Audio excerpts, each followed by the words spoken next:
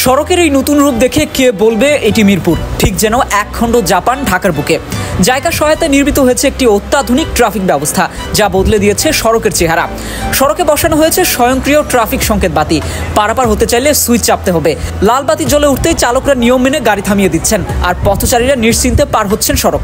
আবার সবুজ বাতি জ্বলে উঠতেই গাড়ির সারি ধীরে ধীরে এগিয়ে চলছে নির্দিষ্ট গন্তব্যের দিকে।